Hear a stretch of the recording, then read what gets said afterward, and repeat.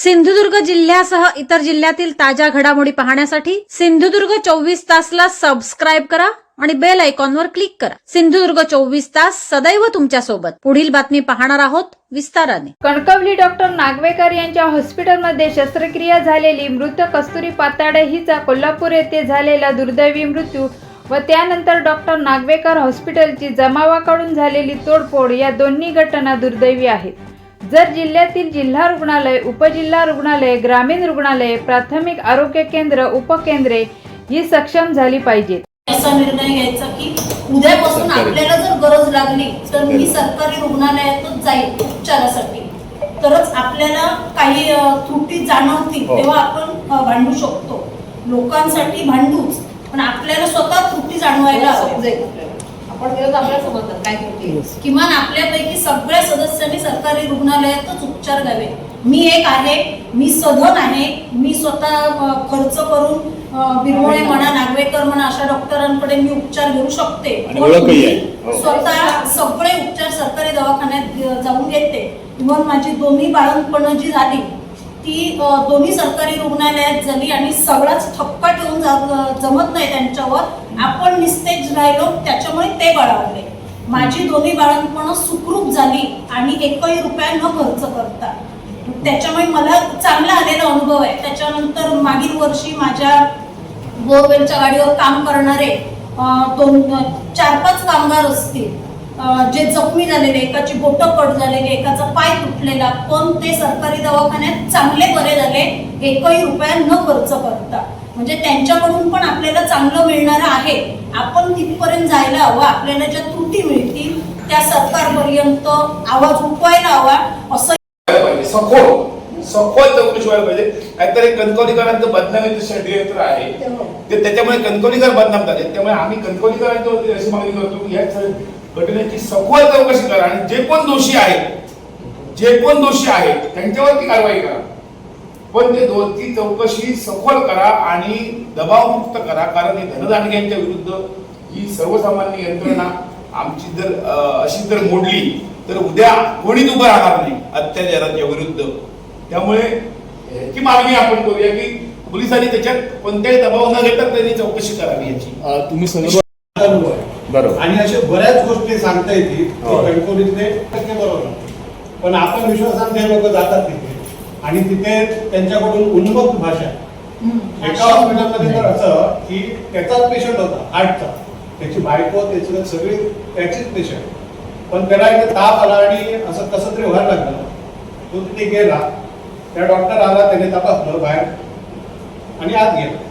थोड्या वेळाने त्याला जास्त कळलं म्हणून त्यांनी पेशंट सिरियस आहे घेऊन जायला, तर त्याची बायको म्हणाली डॉक्टर तुम्ही प्राथमिक इलाज करा, आम्ही थोड्या वेळाने घेतो, आत तरी घ्या बेडला तरी। तिने आत घेतलं नाही, थोड्या वेळ ती आत गेली तर नर्स म्हणलं तुम्ही 25,000 भरला नाही डॉक्टरनी, म्हणून आम्ही आत घेतलं। तिने 2 लाखाच्या बांगड्या काढून आपटले। ही वस्तुस्थिती अशा यांच्यासाठी काय करणार नाही, याच्यासाठी आपण आता 100% आता ह्याच्यासाठीच आपण एकदा झालं ना, आपण एक फाऊल करूया। हे 15-20 दिवसांनी महिनाभरात होणार नाही। आज आपण जमलो, उद्या आपण हॉस्पिटलला गेलो, तसं होणार नाही। आपल्याला सातत्याने आता काका म्हणाले की हा वेगळाच करूया। मी तर ठरवलंय, मी आता आरोग्यावर काम करणार आहे। मी इंडिव्हिज्युअल ठरवलंय, मी स्वतः कॉन्ट्रॅक्टर आहे, पण ते आता लक्षात आलं ना, त्यांनी चुकीचंच केलं। त्यांनी हे ऑपरेशन त्यांच्या ह्याच्यात बसतच नाही, जे करायचं ते बसतच नाही मुळात। पण आम्हाला तो विषय आता बोलायचा नाही, त्यांचं बोलायचं नाही। सरांचं कसं म्हणणं आहे की डॉक्टरांची नको बोलू, आपण सक्षम कसे होऊ, आपली आरोग्य शासकीय आरोग्य कशी चांगली होईल ते बघायचं आहे आपल्याला। त्या डॉक्टरची हेवेदावे काही करायचे नाही, लक्षात आलं, त्यांना बाजूलाच ठेवायचं। आपण आपला जिल्हा, आपलं आरोग्य केंद्र सुस्थितीत कसं येईल, आपले जे गोव्याला रेफर होतात पेशंट ते इथे कसे थांबतील हे बघितलं पाहिजे। आम्ही जाणार, आमची पोरं ती गोव्यालाच जाणार आणि ते सांगणार क्या करताय तुम्हाला आमदार खासदार इधर लेके आता है, म्हणजे एवढी आपली लाज वाटते आम्हाला। हे म्हटलं तुम्ही म्हणतात ना कसं होतं आता सुद्धा मगाशी म्हणजे स्नायू पेशंट पूर्वी मी कितीतरी पेशंट सगळ्या प्रकारच्या हॉस्पिटलला नेले तर PHCतच बरे होत होते. आता ते PHCला डायरेक्ट जिल्हा रुग्णालयात नंतर तिकडे नाही तर बांबोळी जावं लागतं. याचं कारण ते का शासनच जबाबदार आहे. पूर्वी PHC सुद्धा ग्रामपंचायतीत सुद्धा ती स्नॅक बॅगची इंजेक्शन असायची, आता ती मिळत नाही. ती खाजगी रुग्णालयातच मिळतात किंवा असतात. त्याच्यामुळे कितीतरी पेशंट आणि त्या डॉक्टरची चुकी नाही. मी 4 इंजेक्शन लावली 5 मी कितीतरी पेशंट असे बरे केलेले आहेत की डॉक्टरनं प्रायव्हेट डॉक्टरने खर्च केला तर मी PHCतनं आणून इंजेक्शन दिली किंवा तुझं हे कव्हर करण्याची परिस्थिती नाही. पण आता तसं होत नाही. 1-1 लाख रुपये नुसते स्नॅक बॅगच्या पेशंटला जातात. पुरुषाचा जावा नाही तर साप जावा. ह्याच्यात सुद्धा बदल होणं गरजेचं. शासनात ह्या काही दिसत नाही. शासनात आपण लोकप्रतिनिधी जे आहेत की जे आपलं मेन सेंटर ओरस आहे, जिल्ह्याचं रुग्णालय आहे मेन, आपण तिन्ही लोकप्रतिनिधी आपले जे आहेत जे कुठल्याही पक्षाचे असतील त्यांना आपण धाऱ्यावर धरू शकतो की बाबा तुमचे जिल्हा रुग्णालय मेन आहे, तुमचंच आहे. कणकवलीचा वेगळा तो कणकवलीचा वाले त्याला मी जबाबदार नाही, सावंतवाडीचा मी जबाबदार नाही, मालवणचा असेल तो मी जबाबदार नाही. हात तिन्ही वर्कर. मला असं वाटतं की आपण सगळ्यांनी आपण एकत्र येऊन मेन जिल्हा रुग्णालय जर चालू करूया सुरुवातीला आणि आपण तिथं रिस्पॉन्स बघूया, तर तो रिस्पॉन्स चांगलाच असेल तर आपण कणकवली चालू करू शकतो. लोक म्हणतील हे चालतंय ना, मग कणकवली चालू करूया, मग सावंतवाडी चालू करूया, असं एक चालू करूया. पण सुरुवात मला असं वाटतं की आपण जे म्हणतात की कणकवली झालं म्हणून कणकवली पासून बाकी सगळ्या गोष्टी जवळच आहेत. जसं बघायला जिल्हा रुग्णालय 15 किलोमीटर आहे. आता माझ्यासमोर किती पेशंट आहेत ज्याला मी अँब्युलन्स करून दिली आणि ते बांबोलीला गेले. मला वाटतं बांबोली किती लांब आहे, 100 किलोमीटर. जिल्हा रुग्णालय 20 किलोमीटर आहे. मग कणकवली जिल्हा रुग्णालय चालू झालं पाहिजे, कणकवली रुग्णालय चालू झाल्यासारखं झालं. कोणीही पेशंट एक 15-20 मिनिटात जिल्हा रुग्णालय पोहोचू शकतो. मला असं वाटतं की आपण जे म्हणतायत की कणकवली उपजिल्हा रुग्णालय चालू करूया, मला असं वाटतं स्टार्टिंग तुम्ही जिल्हा रुग्णालयापासून करा असं माझे वक्तव्य. काढून घेतो आपण ते विचार करतो. तो पेशंट इतका हे होता की सकाळी पेशंट आलाय, तो सांगतोय पेशंट की माझं दुखतंय, दुखत नाहीये आणि माझी परीक्षा आहे. डॉक्टरांना इतकं ते हलकं वाटतं, कमी वाटतं, काय नॉर्मल म्हणजे ती सर्जरी करून काढायचं म्हणून ताबडतोब त्याच ज्या दिवशी सेम डे संध्याकाळी ऑपरेट केलं. म्हणजे मुद्दा कुठे आहे, ऑपरेशन साधं होतं आणि ते साधं ऑपरेशन आपल्या सरकारी दवाखान्यात करू शकत नाही म्हणून ते ह्याच्यात गेले ते आणि म्हणून आपण इथे जमलोय. आणि परत हे आपण भावनिक होऊन जाऊ नका. मला अनुभव परत सांगतो म्हणून म्हणतोय वर्कशॉप कशाला, कार्यकर्ते चळवळीचा तो आज दिसतोय हा पोरगा एवढाच आहे पूर्ण म्हणजे याच्यात असतो तो कुठेतरी डॅमवाल्यांच्या ह्याच्यात, वंचितांच्या ह्याला, शोषितांच्या ह्याच्यात लढत असतो. राहुल कदम म्हणून पोरगा आहे. असं पाहिजे. आम्ही आता 50 मला तेवढी ह्या नाही 50 म्हणजे 25 असे हवेत कोण नाही आहे म्हणून त्याला मी याला यांना बोलवतोय. फक्त ते आता पुढाऱ्यांच्या वेशात राहायचं नाही. आपण पुढाऱ्यांच्या ह्याच्यात आपली मिटिंग लागणार नाही तर अशी प्रत्येक तालुक्यात झाली तर ती जिल्ह्याची म्हणून ते आपण साथी म्हणून जी संस्था आहे जी काम करते ऑलरेडी महाराष्ट्राच्या बाहेर पण काम करते ते येणार आहे आणि त्यांच्याबरोबर वर्कशॉप परत तुम्ही मी बरोबर आहे जायचं कुठे आमदार राणीकडे जायचं असेल मी वैद्यकीय मिनिस्टर जायचं असेल तर आपण परत हे शॉर्टकट आहे त्यांना आपण निवेदन देणार आणि हे करणार. ते आपल्याला कॉन्स्टंटली काम करावं लागेल कारण तशी 4-5-6 जण काढूया. आता बाकीच्या सपोर्ट दिला नाही. आता उद्या निवेदन द्यायला गेलं पाहिजे तर सगळ्यांनी यायला पाहिजे. ठीक आहे 30 जण आहेत 15 माझी तरी बस होती. म्हणजे इथून आज विनायक नाईक बरं झालं म्हणजे पहिल्यांदा बोलताना व्यक्त होतोय ना माणसं तो चांगला याच्यात आहे व्यवस्थित कम्फर्ट झोन मध्ये जगू शकतोय. पण विनायक आला लक्षात घ्या म्हणजे वाटायला लागलं तो चांगल्या हॉस्पिटलला 5 स्टार हॉस्पिटलला जाऊन उपचार घेऊ शकतो पण नाही लोकांनी त्याला वाटतंय असं अशी येतील तेव्हा आणि जरा त्याला गती येईल. फक्त आता आपण मूळ आता ह्याच्यावर कुठेतरी येऊया. तुम्ही आता म्हणजे हा आत्ता विषय नव्हता. मी ठरवलं होतं की शेवटी बोलायचं.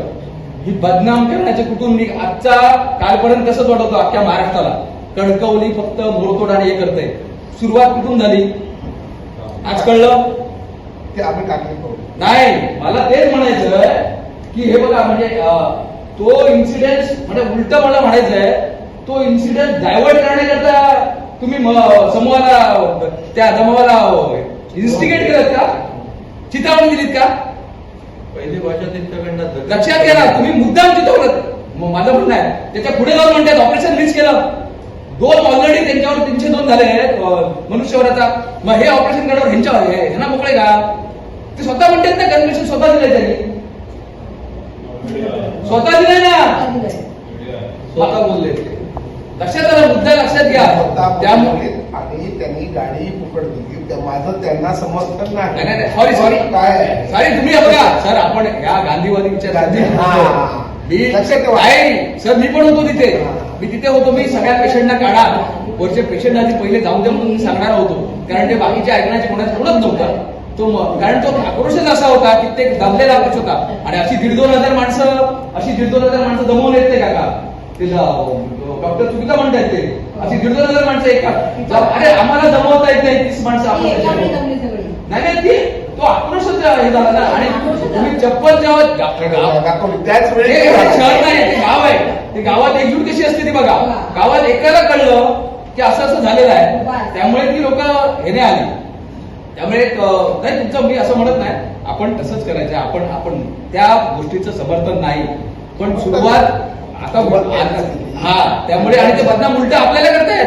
मी म्हणतो कणकवलीला करतायत, तालुक्याला करतायत, सिंधुदुर्गाला करतायत, हे करतायत ना बदनाम. उगीच सगळ्या डॉक्टरना घेऊन आहे. डॉक्टरना पण आता विचारणार आपण, हे तुम्हाला पटतं का म्हणून.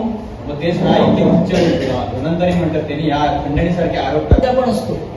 तर ह्या सगळ्या लोकांची दर महिन्याला आवश्यकतेप्रमाणे किंवा 3 महिन्यातनं एकदा ही मीटिंग झाली पाहिजे, जी प्रत्यक्षात होत नाही. जिल्हा शल्य चिकित्सक त्याचा अध्यक्ष असतो काही ठिकाणी, पण ह्या मीटिंगा कागदावरती आणि फेसबुक वरती किंवा त्या झूम मीटिंग वरती दाखवल्या जातात. म्हणजे आज आमच्या वेंगुर्ल्यामध्ये कमिटीवर अशासकीय सदस्य गेली 11 वर्ष घेतलेले नाहीये. सावंतवाडीमध्ये देव्या सूर्याजी आणि रवी जाधव जे कायम ओरड मारतात, जे विरोध करतात, म्हणून त्यांना आत्ता घेतलंय. आणि चुकीचे त्यांनी अधिकाऱ्यांनी अशी ठेवली आहे की त्याला आमदाराचा पत्र पाहिजे, शिफारस पाहिजे खासदारांची, जे प्रत्यक्षात तशी तरतूद नाहीये. एकंदरीतच आरोग्य यंत्रणा ही व्हेंटिलेटरवर आहे आणि त्यामुळे सर्वसामान्य रुग्णाला किरकोळ आजारासाठी किंवा मोठ्या ऑपरेशन किंवा कुठल्याही प्रयोगासाठी खाजगी रुग्णालयांचा आधार घ्यावा लागतो. त्या ठिकाणी मिळणारी वागणूक किंवा त्या ठिकाणी मिळणारी सेवा ही जरी कम दर्जाची असली, त्यांच्या मते ती असतेच खूप चांगली, परंतु खूप खर्चिक असते. परंतु शासकीय किंवा सार्वजनिक सेवेमधली जी रुग्णालयं आहेत ती पूर्ण क्षमतेनं काम करत नसल्यामुळे रुग्णांचा नाईलाज होतो. वेगवेगळ्या आस्थापनावर, वेगवेगळ्या हॉस्पिटल्समध्ये स्टाफची कमी आहे, टेक्निकल माणसांची कमी आहे. काही ठिकाणी मशिनरी आहे परंतु ती ऑपरेट करणारी माणसं नाही आहेत. काही ठिकाणी माणसं आहेत परंतु ती त्या ठिकाणी मशिनरी नाही आहे. म्हणजे हा सगळा जो काय गोंधळ झालेला आहे, या सगळ्या गोंधळावर यंत्रणेनं लक्ष घालावं.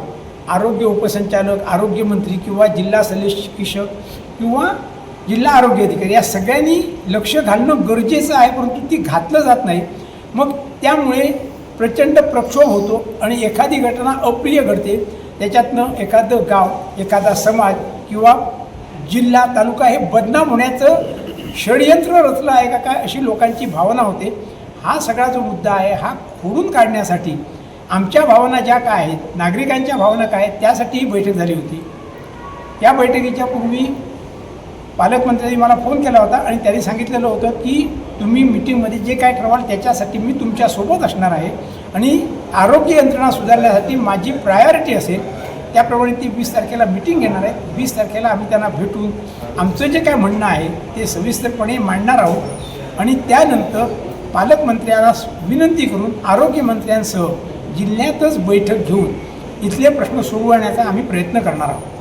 समुद्रकिनारे, वळणावळणाचे रस्ते आणि टुमदार मंदिरे पाहण्यासाठी पर्यटकांची पसंती नेहमी कोकणाला असते. निसर्गाच्या समृद्धीबरोबरच फिरताना कोकणात मनमुराद निसर्गाचा आनंद लुटण्यासाठी आलाय तर मग कशाला करता राहण्याची चिंता. देवगड येथील Swami residency AC non AC rooms तुमच्या बजेटमध्ये उपलब्ध.